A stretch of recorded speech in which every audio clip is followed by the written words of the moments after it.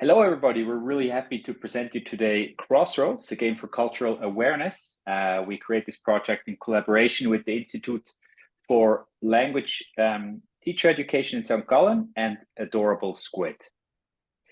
I am Robin Bergauer. This is Robert van Roden, and we are from Lucio Interactive. And we combine expertise from the film and game industry to create interactive and science-based storytelling formats for social change. So we live in a multicultural and multilingual world, and every culture has varying perceptions of cultural topics. This can lead to intercultural misunderstandings, stereotypes, and also discrimination. So here we have the example of a train. You see this compartment, and this image is about the perception of space. So if you sit alone in this compartment and someone sits next to you, do you ask yourself, oh, this is very close? Or do you think, oh, very lovely, someone sits next to me to start a conversation or similar? So this is about perception of space, and everyone is different in this regard. So there is an actual need to that problem. Institutions on national and on European level are aware of that problem of intercultural misunderstandings. And especially because they mainly happen at schools and can have an influence on students and adults for years to come. So both the Council of Europe and the current curriculum in Switzerland call for action, specifically for new teaching materials. So what is our solution? We ask ourselves, how can we create an immersive and interactive experience to motivate school children to become aware of the topic and then the question of interculturality? So we decided to create a game around the concept of the cultural iceberg model.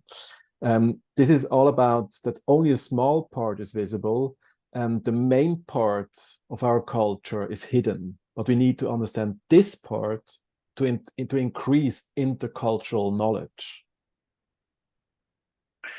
So then we asked what could be the story setting of the game, and for that to teach about that iceberg model, and that we realized that the Antarctica is actually a perfect for mainly three reasons. One, it is a metaphor for the iceberg model and what is visible.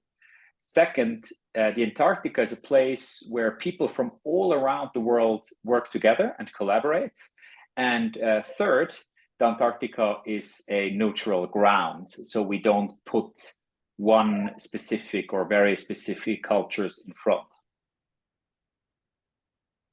And for the prototype, together with the Institute, we decided to focus on one single topic. So to focus on one aspect more closely within the time of the prototype fund. And this is closeness and distance. So it is about the various perceptions of distance in different cultures. So what is actually the story of the game? The game is a docu-fictional story of missing scientists. Players slip into the role of a detective that flies to the Antarctica and who needs to deal with people from all over the world in order to find out what happened to the scientist Miss Bloom. So players need to improve their intercultural understanding in order to solve the case. And more specifically, when it comes to the technical aspect of the prototype, one function is to visit locations. So you go to the Antarctica and then you're provided with 4 locations at a research station. And in these locations, players can go and meet different persons. And so actually the core elements of the game are dialogues that can be influenced by players. So one main feature is that players regularly need to decide how they interact with other people. So here, once again, the topic of closeness and distance. So with the dialogues, for instance, you have to decide, do I approach a person or do I stay a bit further away? And also during the investigation, you find hints that unlock new options in the dialogues. And by finding these clues, these hints, while searching on the images, while exploring these locations, you will be provided with help to solve the case.